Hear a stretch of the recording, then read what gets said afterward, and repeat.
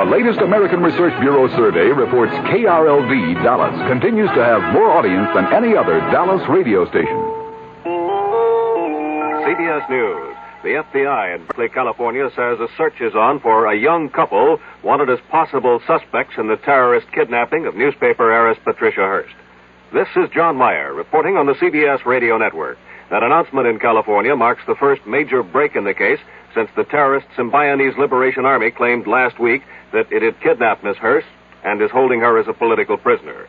Reporters were given a description of the wanted couple by Thomas Druken, Assistant Special Agent in charge of the San Francisco FBI office.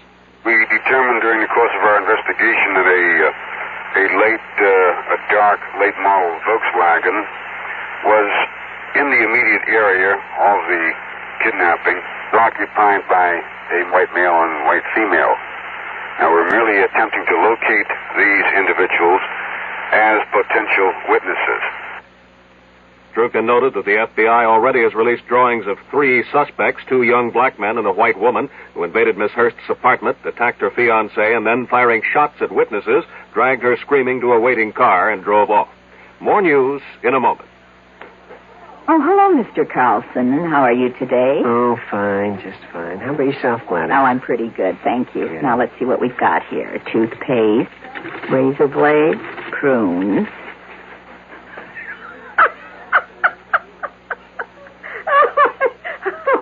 Something wrong? Can we have a replacement checker for Gladys on number 5, please? There are still a lot of people who laugh at prunes. But now, quite a few are finding out how good they really are. Because pound for pound, prunes have 8 times the vitamin A of the leading fresh fruit. And more iron, niacin, and vitamin B2 than the 5 leading fresh fruits. They're also a great natural source of quick energy. Oh, I'm sorry to keep you waiting, sir. I'm taking Gladys's place. That's okay. Let me see. Bread, milk, prunes. Oh, boy. California prunes. The funny fruit that does so much for you. Radio Baghdad says warfare has broken out between Iraq and Iran with troops, heavy artillery, and tanks engaged in fighting along the border. Heavy casualties are reported on both sides. Iran lists at least 70 casualties. The Iraqis at least 23 killed or wounded. It's the first such fighting since the two countries reinstated diplomatic relations last October after a 5-year break. Radio Baghdad also claims today's clashes were actually the third in 3 weeks, that there was also fighting on January 24th and again last Monday. In Tel Aviv, the Israeli Military Command confirms 4 Israeli soldiers wounded today in renewed fighting between Syrian and Israeli forces in the Golan Heights. That artillery duel ended a 4-day lull along the ceasefire line. Radio Damascus says the fighting lasted more than an hour, but has made no mention of Syrian casualties. Meanwhile, in Jerusalem, the Israeli government says Russia will try to persuade Syria to turn over lists of Israeli prisoners of war being held in Damascus. Those lists, plus Syrian permission to let the International Red Cross visit the POWs, are the top Israeli conditions for beginning disengagement talks with Syria. In Amman, a Jordanian army spokesman confirmed today that the Nixon administration has supplied that Arab country with the most sophisticated portable anti-tank missile in the U.S. arsenal. The spokesman identifies the missile as the TOW. Here in Washington, the Pentagon declines comment. In Saigon, the South Vietnamese military command says communist forces have suffered their heaviest battle losses in a single action this year. A spokesman says 81 communist troops were killed in a 2-day battle with government forces in the Central Highlands province of Pleiku. Government losses are placed at 17 killed, 15 wounded.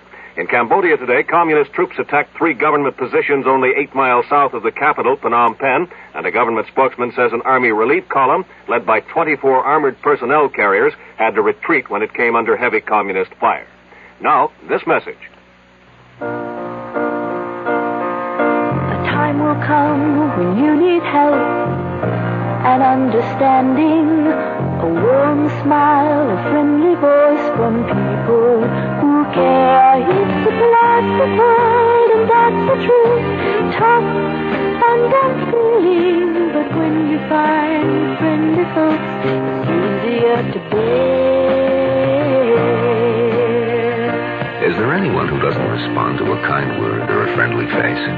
The answer's obvious. At CIT Financial Services, courtesy and understanding are watchwords. Sure, we make money happen, but we do it quietly, quickly, without embarrassment.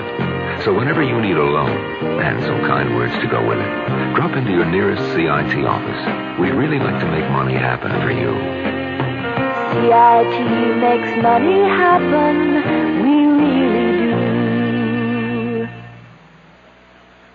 The Nixon administration's energy czar, William Simon, has announced that the major oil companies can now begin refining more gasoline if they have produced enough home heating oil to last out the winter. Simon's long-awaited announcement on shifting refinery output comes as motorists in 4 states, plus the District of Columbia, prepare to switch to the so-called Oregon plan for gasoline rationing. The leaders of 13 major oil-consuming countries have been arriving here in Washington on the eve of tomorrow's opening session of a 2-day conference on energy at the foreign ministers level. U.S. Secretary of State Henry Kissinger expected to try to persuade his 12 colleagues that they must act in concert with the United States to weather the world oil crisis. This is John Meyer, CBS News.